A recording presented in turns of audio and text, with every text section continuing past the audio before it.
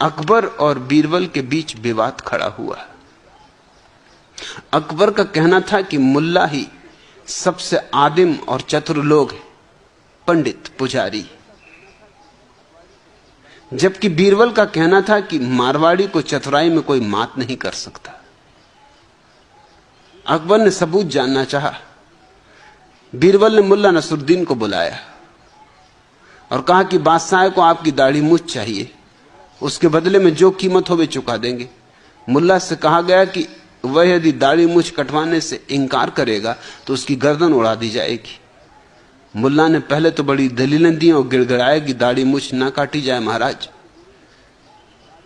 मैं मुल्ला हूं, धर्म गुरु हूं, दाढ़ी मूछ कट गई तो मेरे धंधे को बड़ा नुकसान पहुंचेगा। अरे दाढ़ी मूछ कट गई तो कौन मुझे मुल्ला समझेगा, इस पे तो मेरा सारा व्यवसाय टिका है। मगर बीरबल ने कहा कि फिर समझ ले, तैयार हो जा, अगर दाढ़ी मूछ बचानी तो गर्दन कटेगी।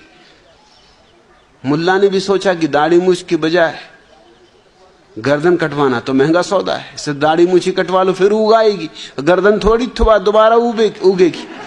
अरे दाढ़ी मूछ से 2-4-6 महीने की बात, भग जाएंगे कहीं, छिप जाएंगे कहीं हिमालय की गुफा में, 4-6 महीने में फिर उगाएगी।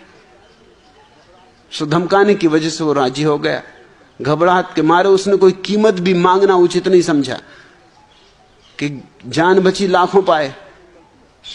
जल्दी से दाढ़ी कटवाई और भाग गया जंगल की तरफ। बीरबल ने फिर धन्नालाल मारवाड़ी को बुलवाया।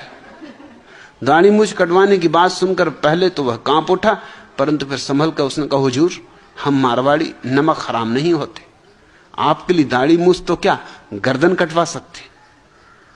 अकबर ने बीरबल की ओर मुस्कुराकर देखा। बीरबल ने भी आंखों से कहा कि जरा आगे देखिए क्या होता है।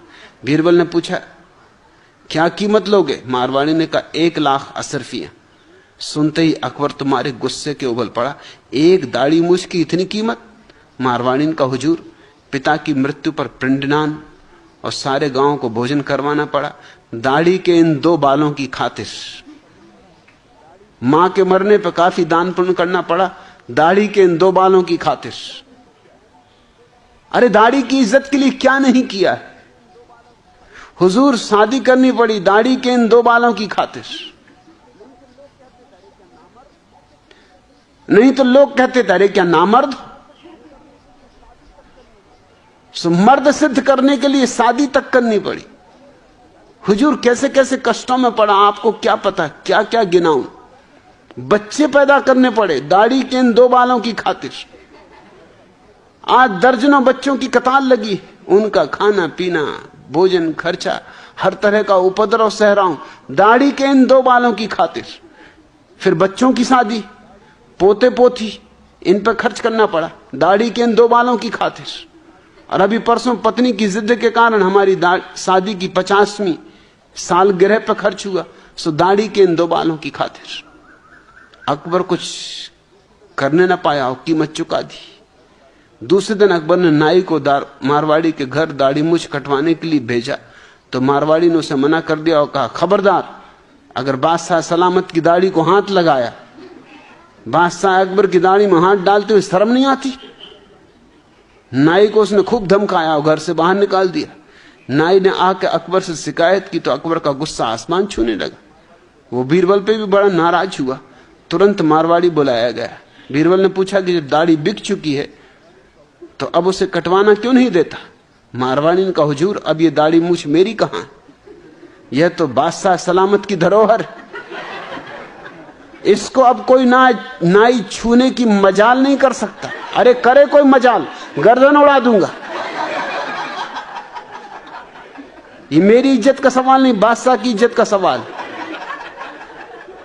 इसे मुड़वाना तो खुद बादशाह की दाढ़ी मूछ मुड़वाने के बराबर होगा।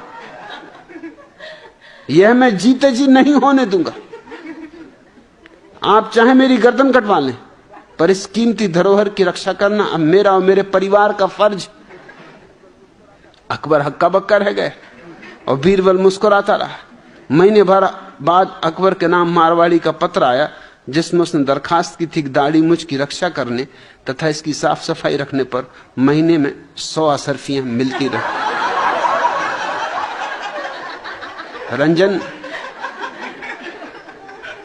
तो पूछती कि क्या मारवाड़ी सच्ची ऐसे गजब के लोग हैं? लगता तेरा मारवाड़ियों से पाला नहीं पड़ा। भगवान करे कभी पड़े भी नहीं। आज इतना है।